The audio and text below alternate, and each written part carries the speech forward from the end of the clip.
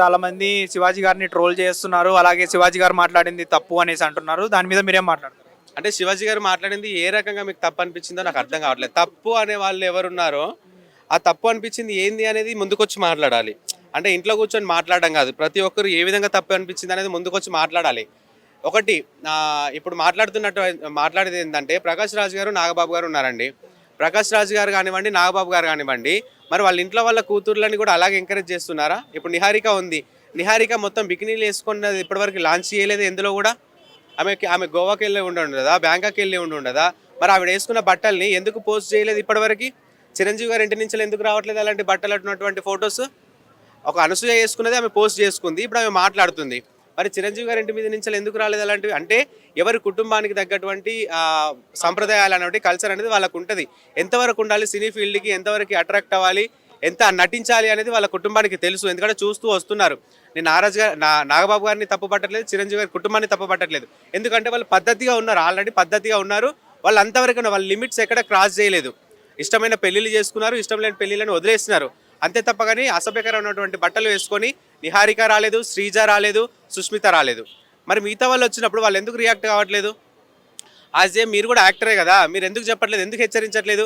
ఒక చిన్న సినీ నటుడు అయినటువంటి శివాజీ మాట్లాడిండు, అంత గొప్ప మనసు ఉన్నటువంటి అతను మాట్లాడితే ఈరోజు ప్రతి ఒక్కరు ఆయన వేలెత్తి చూపించే వాళ్ళు అయిపోయినారు తప్ప కానీ ఏ ఒక్కరు కూడా ఆయనకు సపోర్ట్ చేస్తున్నట్టుగా ఎవరు ఎందుకు బయటికి రావట్లేదు? ప్రతి ఒక్కరు మనం రియాక్ట్ అవ్వాలి కదా. జనాలు రియాక్ట్ అవుతున్నారు, జనాలు బయటకు వస్తున్నారు. అరే అతను చెప్పింది కరెక్ట్, తను చెప్పిన మాటల్లో నిజం ఉంది, 1-2 పదాలు మాత్రం దొరలడం అనేది సహజం. ఒక మనిషి, మానవ మనిషి, అతను కూడా ఏం పైనుంచి దిగిరాలేదు కదా. ఒక సామాన్య మనిషి, అతను ఒక మారుమూల గ్రామం నుంచి వచ్చి ఏదో సినీ ఫీల్డ్ మీద ఇంట్రెస్ట్ ఉండి ఒక యాక్టర్ అయ్యాడు.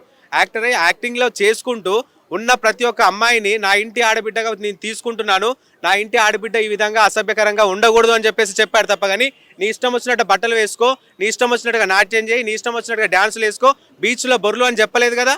బీచ్లో బొర్లు అని చెప్పినప్పుడు మీరు అందరు తప్పు అని చెప్పాలా?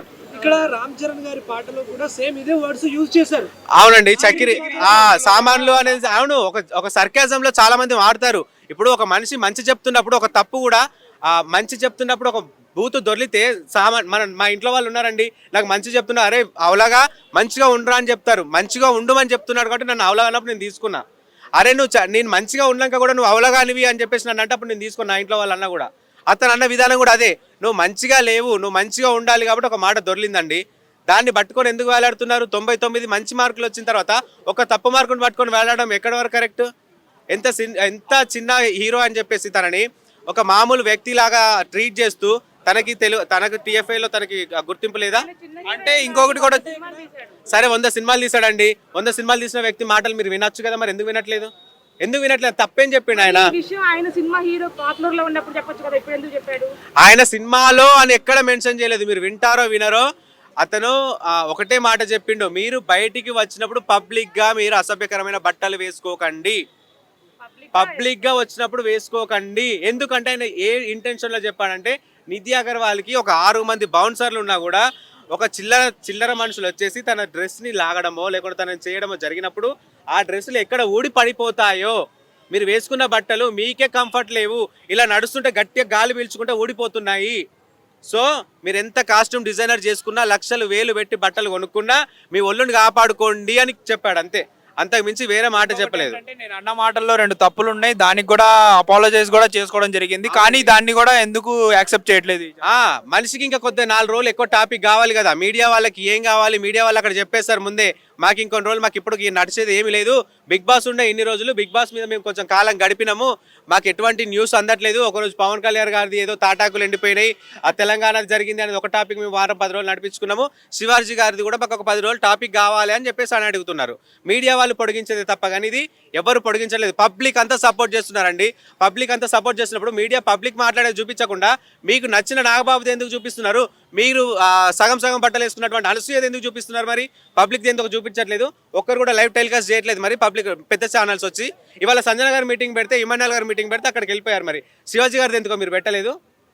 నాగబాబు మాట్లాడితే నాగబాబు గారు మాట్లాడితేనే పెడతారా? నాగబాబు గారు మాట్లాడకుండా మాలాంటి మామూలు మాట్లాడుతున్నప్పుడు మరి మీరు ఎందుకు రావట్లేదు? ఎందుకు టెలికాస్ట్ చేయట్లేదు? మేము చెప్తున్నాగా, మేము శివాజీ గారికి సపోర్ట్ చేస్తున్నామని చెప్తున్నాము. మరి ఎందుకు పబ్లిసిటీ చేయట్లేదు? దీన్ని సపోర్ట్ చేస్తున్నారు. జనాలకు ఎవరికి చెడ్డగా అనిపించట్లేదు.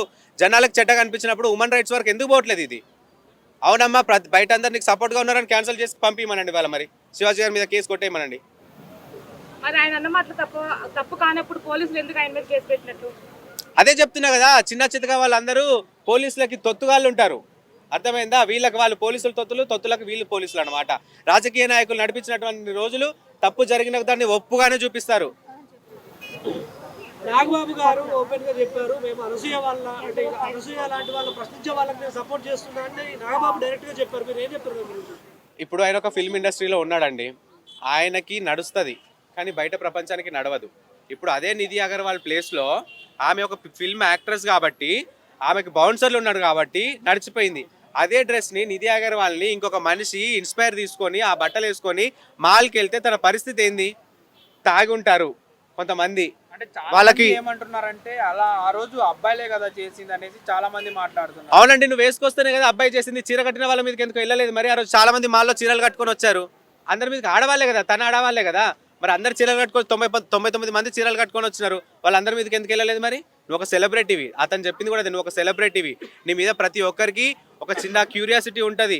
నువ్వు సినిమాలో తెర మీద కనిపిస్తున్నావు అంటే నేను తాకితే చాలు, నేను ముట్టుకుంటే చాలు, ఇలాంటి ఆశలు ఎన్నో ఉంటాయి ఒక మనిషికి. యూత్ వాళ్ళ మైండ్ సెట్ ఎలా ఉంటుందో తెలీదు. నువ్వు ఒక మెచ్యూరిటీ ఉన్న అమ్మాయివే కదా, ఒక ఫిల్మ్ ఇండస్ట్రీకి వచ్చావంటే ఎన్ని తట్టుకొని వచ్చావు నువ్వు, నీకు తెలుసు. కాబట్టి నువ్వు జాగ్రత్త పడితే అబ్బాయి జాగ్రత్త పడతాడని చెప్పిండు, అంతే కదా. అంతకుమించి తప్పుగా ఏం చెప్పలేదు కదా. అక్కడ అలాంటి చేతులు వేసిన వాళ్ళని కూడా తిట్టిండడు ఆయన పోడలేదు. అరే మీరు చేతులు వేయండి రా అని ఎక్కడ సపోర్ట్ చేయలేదే. చేతులు వేస్తే తాట తీసడానికి శివాజీ గారు కూడా ముందుంటారు ఫస్ట్. ఇంకోటి ఏంటంటే నా బాడీ నా ఇష్టం అనే వాళ్ళకి ఏం చెప్తారు? నా బాడీ నా ఇష్టం అంటే నీ బాడీని ఇంట్లో పెట్టుకొని రా, నీ మైండ్ని మాత్రమే బయటకు చూపించు కానీ బాడీని చూపించక. మరి నీ బాడీ నీ ఇష్టం, నీ ఇంట్లోనే చూపించుకో. చూపించా నీకే అంటున్నప్పుడు చూసా నాకుండదా? చూపించడానికి నువ్వు బయటికి వస్తున్నావు, నీ ఇష్టం. నేను చూస్తా, నా ఇష్టం, నా కళ్ళు నా ఇష్టం, అంతకుమించి ఏముండదు. నీ బాడీ నీ ఇష్టం అయితే నా కళ్ళు నా ఇష్టం, నేను చూస్తా. నా కళ్ళు మూసుకోమని చెప్పడానికి నువ్వెవరు?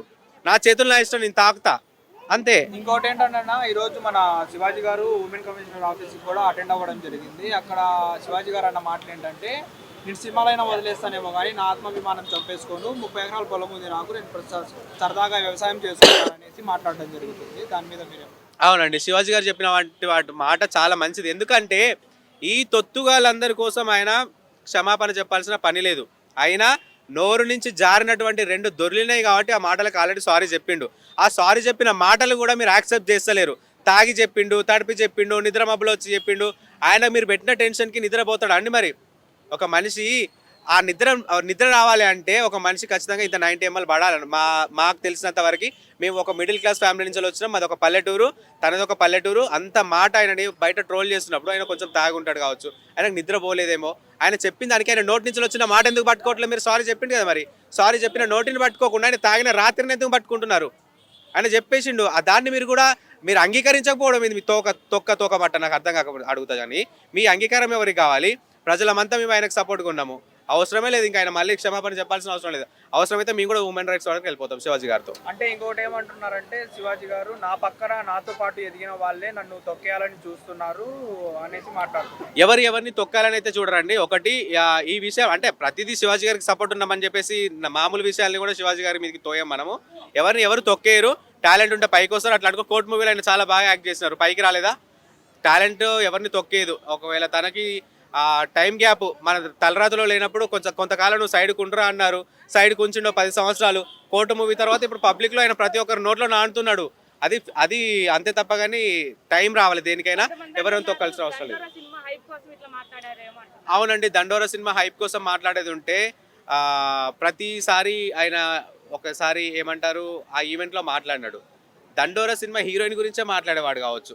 అరే నా సింధు తులాని అమ్మాయి పేరు బిగ్ బాస్ లో తను విన్నారు, బిందు మాధవి చాలా చక్కగా చీర కట్టుకొని వచ్చింది. మా బిందు మాధవిని చూడండి, మా బిందు మాధవి తెలుగింటి ఆడపడుచు లాగుంది అని బిందు మాధవిని హైలైట్ చేసేవాడు కదా పబ్లిసిటీ. తన హీరోయిన్ ఏమంటారు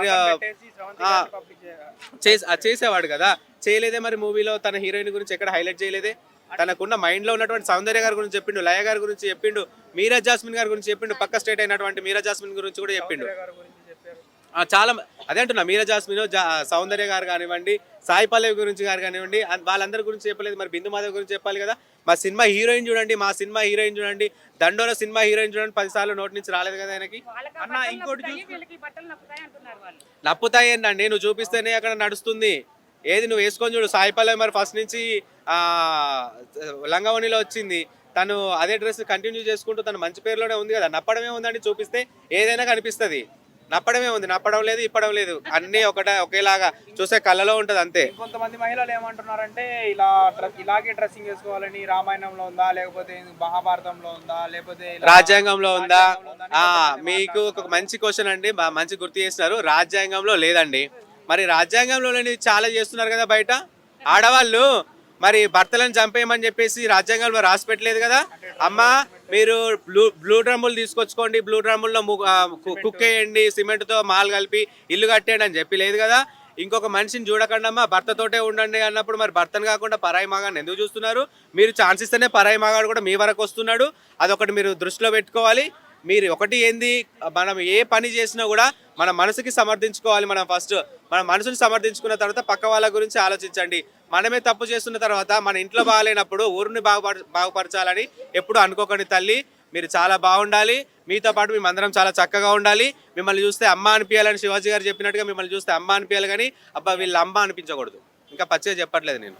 ఇంకోటి ఏంటంటే అన్న, మన అనసూయ గారికి టాపిక్, వాళ్ళ పెద్ద కొడుకు కూడా అమ్మాయి డ్రెస్సింగ్స్ వేసుకోమాక బాగోదు.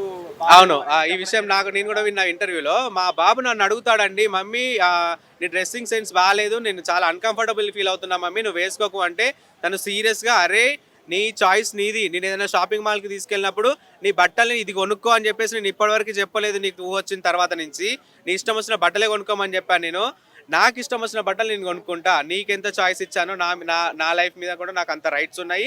ఎందుకు? వై? బికాస్ నా ఫ్యామిలీ మెంబర్స్ నేను డిగ్రీ వచ్చేంత వరకు నన్ను చుడీదార్లో తప్ప నాకు నచ్చిన బట్టలు వేసుకొని ఇవ్వలేదు. సో ఇప్పుడు నాకు స్వేచ్ఛ కావాలి, స్వేచ్ఛ కావాలి అంట. స్వేచ్ఛ బట్టలలో ఉందంట, ఆ స్వేచ్ఛ నాకు కావాలి.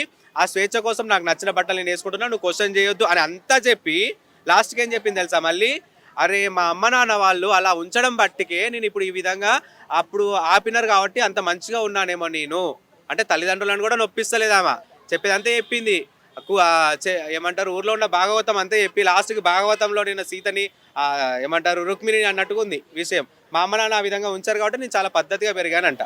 అంటే ఇంకొకటి చూసుకుంటే అన్న, ఇప్పుడు నా బాడీ నా ఇష్టం వచ్చినట్టు నేను బతుకుతాను, నా ఇష్టం వచ్చినట్టు ఆ డ్రెస్ లైఫ్ నేను వేసుకుంటానని మాట్లాడే వీళ్ళు తిరుపతికి వెళ్ళినప్పుడు లేకపోతే ఏదైనా పుణ్యక్షేత్రాలకు వెళ్ళినప్పుడు ఎందుకు వీళ్ళందరూ పద్ధతిగా చీరలు కట్టుకుంటున్నారు, డ్రెస్సింగ్ వేసుకుంటున్నారు నీట్గా? అదే రూల్స్ అండ్ రెస్ట్రిక్షన్స్ పెట్టారు కాబట్టి గుళ్ళో మీరు కూడా మాట్లాడొచ్చు కదా, మా ఇష్టం వచ్చినట్టు వస్తామని చెప్పరు. ఎందుకు చెప్తారండి? ఎందుకంటే రూల్స్ నేను చెప్తున్నా, అదే రూల్ ఉండాలా, రూల్ పాటించకుండా రూల్ బ్రేక్ చేస్తున్నారు. తిరుపతిలో అట్లా వేసుకొని రమ్మనండి, దేవుడి దర్శనం జరుగుతుందేమో, దేవుడి దర్శనానికి పంపిస్తారేమో చెప్పమనండి. ఆఖరికి వాళ్ళ వరకు ఎందుకండి, అబ్బాయిలు పంచలు కట్టకుండా రాకుండా వస్తే కూడా రానివ్వట్లేదు. ప్రతిదీ మనం మార్చాలి. అప్పటి నుంచి వస్తుంది, రాజ్యాంగంలో ఉంది, భాగవతంలో ఉంది, రామాయణంలో ఉంది. మరి ఇప్పుడు ఎందుకు ఆడవాళ్ళు అప్పుడు రవికలు వేసుకోలేదు, మొత్తం చీరలే చుట్టుకున్నారు, ఇప్పుడు మేము కూడా అదే విధంగా వస్తున్నాం అంటే అప్పటి రోజులు కాదు ఇవి, అప్పటి మనస్తత్వం కాదు, అప్పటి మెంటాలిటీ కాదు. ఫోన్లు వచ్చాయి, 3వ తరగతి పోరాడు కూడా ఫోన్లు చూస్తున్నాడు. అప్పుడు నీ ఇంట్లో ఉన్నటువంటి ఇంట్లో మగాడికే రవిక లేకుండా కనిపించేది, కానీ ఇప్పుడు నీ ఇంట్లో కాకుండా ప్రతి ఇంట్లో నువ్వు కనిపిస్తున్నావు. అది నీకు అర్థమవుతుందా? ఆ బుర్రున్న వాళ్ళైతే ఎవరు కూడా ఇట్లాంటి మాటలు మాట్లాడరు. సోషల్ మీడియా పెరిగిపోయింది, ప్రతి ఒక్కరు మనిషికి ఒక్క ఫోన్ కాదు 4 ఫోన్లు ఉన్నాయి. ఒక్క ఫోన్లో కాకుండా ఇంకొక ఫోన్లో మీడియా స్ప్రెడ్ అవుతూనే ఉంది. చిన్నపిల్లల కానించి చూస్తున్నారు. ఇప్పుడు అర్థమైపోయి ప్రతి ఒక్కరికి అప్పుడు 15 సంవత్సరాలు వచ్చేవరకు ఏ ఒక్కడికి అమ్మాయిని చూడాలని ఆలోచన లేదండి. ఇప్పుడు 3వ తరగతి చదువుతున్నోడికి కూడా లవర్లు ఉన్నారు. మరి ఎందుకున్నారు? అది నా లవర్ అని చెప్తున్నాడు వాడు. ఫోన్లలో తల్లిదండ్రులు హ్యాపీగా నవ్వుకుంటూ మా అమ్మాయికి మా అబ్బాయికి అంటే వీళ్ళు లవర్ అంట అని చెప్పి చెప్తున్నారు. ఏం నేర్పిస్తున్నారండి మీరు పిల్లలకి? చెత్త కాకపోతే అంటే ఇలాంటి వాళ్ళని చూసి నేర్చుకుంటారు అనుకోవచ్చు. అంటే కంట్రోల్ లేదు సోషల్ మీడియా. అదే కదా, ఇలాంటి వాళ్ళని చూసే ఇప్పుడు ఫేమస్ ఇవేంటి షోస్ వస్తున్నాయి. షోస్లలో చిన్న చిన్న పిల్లల్ని తీసుకొస్తున్నారు. ఇంతకుముందు ఉదయ్ భావన్ గారు కూడా ఒక చిన్న పిల్లలతో షో చేసేవాళ్ళండి. ఎంత మంచిగా తన క్వశ్చన్స్ అడిగి ఎంత బాగుండేది. అట్లాంటి షో చూపించి వాళ్ళ పిల్లలు ఉన్న చిన్న మాటలు వాళ్ళు మాట్లాడుతుంటే వినాలనిపించేది, ఇంకా మాట్లాడుతుంటే బాగుంటూ అనిపించేంత మంచి షో చేసి ఇప్పుడు శ్రీముఖితో ఏదో సినిమాలలో వచ్చే వాళ్ళు వచ్చినారని చెప్పేసి తల్లిదండ్రుల నుంచి తీసుకొచ్చేవారు. చందమామ అని చెప్పేసి ఒక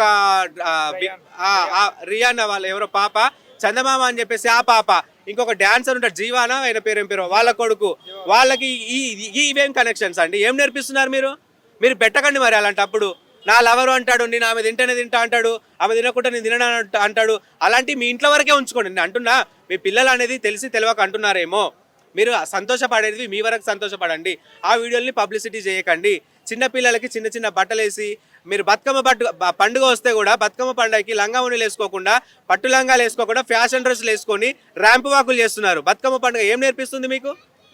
మన కల్చర్ని నేర్పిస్తుంది. బతుకమ్మని పేపర్ మనం ఇప్పటివరకు కూడా ఎవడు కూడా పువ్వులతో అలంకరించారు తప్ప కానీ ప్లాస్టిక్ పువ్వులతో అలంకరించలేదు ఎక్కడ కూడా. అలాగే అమ్మాయి కూడా నిండుగా ఉండాలని చెప్తున్నారు కానీ మీరు మీ కావాల్సినటువంటి అందాన్ని చూపించుకోండి, కనబడకుండా ఉండేది కనిపించకుండా ఉంచుకోండి అని చెప్తున్నారు. మిమ్మల్ని మేము బయటికి రావద్దు, ఇంట్లోనే గొల్లెం పెట్టుకొని పడుకోండి, మీకు అవసరం లేదు అని చెప్పేసి ఎవరు చెప్పట్లేదే. మీరు బయటికి రండి, మీకు స్వేచ్ఛ ఉంది, కానీ ఆ స్వేచ్ఛని వినియోగించుకోవాలి తప్ప కానీ దుర్వినియోగం చేసుకోవద్దు అని చెప్తున్నారు ప్రతి ఒక్కరు. అంటే ఇప్పుడు ఓవరాల్ గా ఏమంటారన్న, నా బాడీ నా ఇష్టం అన్న వాళ్ళకి అలా ఓవరాల్ గా అనేది ఏమీ లేదన్న. ప్రతి ఒక్కరికి ఒకటే నేను చెప్పేది, ప్లీజ్ మనము శివాజీ గారు అన్నారనో చెప్పేసి, లేకుంటే అనసూయ అన్నదని చెప్పేసి, చిన్మయ్య గారు మాట్లాడని చెప్పేసి, నాగబాబు అన్నాడు, ఇదంతా కాదు. నీ ఇంట్లో ఉన్నటువంటి నీ ఆడవాళ్ళని నువ్వు ఫస్ట్ రక్షించుకో. నీ ఇంట్లో ఉన్నటువంటి పిల్లలని తల్లిగా నీ బాధ్యత. నువ్వు నీ పిల్లలకి డ్రెస్ సెలెక్షన్ చేసేటప్పుడు నీకు పిల్లలకు నచ్చిన డ్రెస్ కాకుండా నువ్వు చెప్పు, ఒక్కసారి కొట్టు, తప్పేం లేదు. ఒక్కసారి దెబ్బ వేస్తే వాళ్ళకి జీవితాంతం అది యూజ్ అవుతుంది, ఉపయోగపడుతుంది. నా పిల్లాడు ఇప్పుడు ఏడుస్తారేమో, నా పిల్ల ఇప్పుడు ఏడుస్తుందేమో నువ్వు ఆపడం కరెక్ట్ కాదు. ఇప్పుడు ఒకటి బాగా ట్రెండ్ అయిపోయింది, పోరగాళ్ళు ఏది కావాలన్నా తీసుకొచ్చి ముంగడ పెడుతున్నారు. ఒకప్పుడు మా అవ్వయ్య తినడానికి తిండి కావాలన్నా కూడా 100 సార్లు ఆలోచించేవాళ్ళు నచ్చిన కూర తీసుకురావాలంటే. అలాంటిది ఇప్పుడు ఏది కావాలన్నా తీసుకొచ్చి అక్కడ ముంగడ పెడుతున్నారు. కాస్త పిల్లలకి బుద్ధి నేర్పించండి. బుద్ధి నేర్పించిన తర్వాత ఒకసారి కొడితే తప్పు లేదు. పిల్లలని కొట్టిల్లని చెప్పేసో, పిల్లలు ఏడుస్తున్నారని చెప్పేసో ఆపడం కాదు. మనం చేసే ఒక హెచ్చరిక వాళ్ళ జీవితానికి యూజ్ అవుతుంది, ఉపయోగపడుతుంది. సో తల్లిదండ్రులు మీరు అందరు గుర్తుపెట్టుకొని, తల్లి నువ్వు మంచిగా ఒక సభ్యతగా ఉంటే నీ కూతురు కూడా అలాగే సభ్యతగా ఉంటుంది.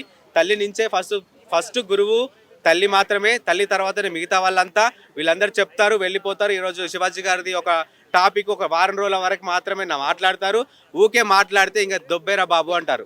సో మన ఇంట్లో ఉన్న పిల్లలని, మన ఇంట్లో ఉన్న ఆడవాళ్ళని మనం రక్షించుకోవాలి, మనం చెప్పుకోవాలి.